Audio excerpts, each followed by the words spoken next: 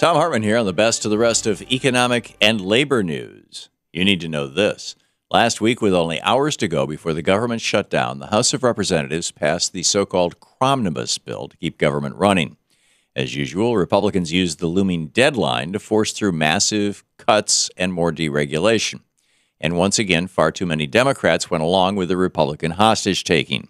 The $1.1 trillion spending bill passed the House in a 219 to 206 vote, with 57 Democrats voting to approve the budget despite its disastrous provisions, and the Senate giving their approval over the weekend.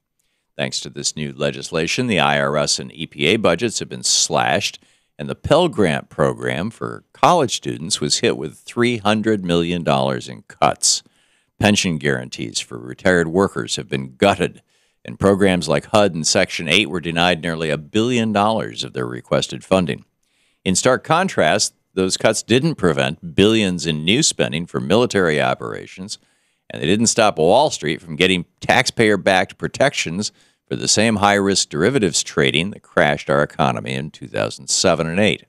And as if that wasn't enough, a rider in the bill made it possible for billionaires to give 10 times more money to political parties and for the rich to have even more power in our political system. Despite all these facts and the many more that are sure to be uncovered as people read this legislation, dozens of Democrats refused to vote with their progressive colleagues and stand up to the Republicans. This is what happens when lawmakers answer only to those at the top, and that's not limited to legislators on the right.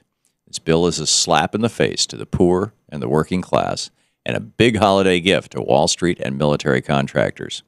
Every time Democrats give in to this type of last-minute negotiation, they set themselves up for the next round of Republican demands.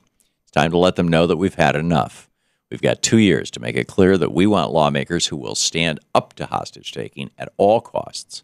So let's get busy making our voices heard. Last week in Washington, D.C., hundreds of activists staged a protest outside the office of the U.S. Trade Representative to demand that secret trade negotiations come to an end. Activists scheduled the protests to coincide with the latest round of secretive talks surrounding the Trans-Pacific Partnership, a.k.a. the TPP or SHAFTA.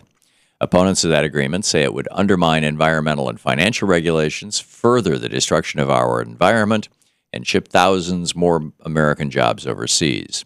To make matters worse, the deal continues to be negotiated in secret, and trade negotiators continue to push for so-called fast-track legislation that would eliminate Congress's constitutional power to debate the provisions of that law. Lots of big retailers tried to maximize their Black Friday profits by making workers come on Thanksgiving. However, Costco is proving that you don't have to screw your workers to increase sales. Last week, that company announced that their November sales were 7% up from 2013 numbers and well above growth predictions from industry analysts. Not only does Costco allow workers to spend holidays with their families, the company also pays more and provides better benefits than its competitors like Sam's Club and Walmart. When asked about their holiday policy by the Think Progress blog, a Costco spokesman said they give workers the day off because, quote, they work especially hard during the holiday season, and we simply believe they deserve the opportunity to spend Thanksgiving with their families, end quote. Simply put, treating workers better means better productivity, and it means customers who feel good about shopping in Costco stores. If you could spend $1 to make $760, there's no way you'd pass up that investment, right? Well, that's exactly what corporations spend billions on our elections for. According to a new report from the Sunlight Foundation, corporations that donate to political campaigns are getting one heck of a return on their investment. Between 2007 and 2012, 200 of our country's biggest corporate campaign donors dished out $5.8 billion on contributions and lobbying. In return, those companies received $4.4 trillion, yes, trillion with a T, in tax breaks, bailouts, and federal contracts. The only way to change this is to get money out of our political system and put power back in the hands of actual people. Go to movetoamend.org to find out how. And finally, ever since Colorado legalized marijuana, pot shops have been trying to figure out what to do with all of their cash.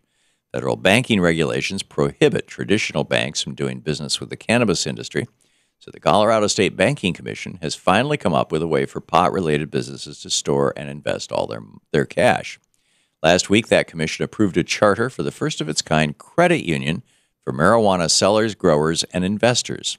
The Fourth Corner Credit Union will open in January, and it will finally give pot shops another option besides stockpiling huge sums of cash. Having all that cash on hand, of course, presents a big security risk for cannabis shops, makes it hard for them to do business with companies that don't carry cash.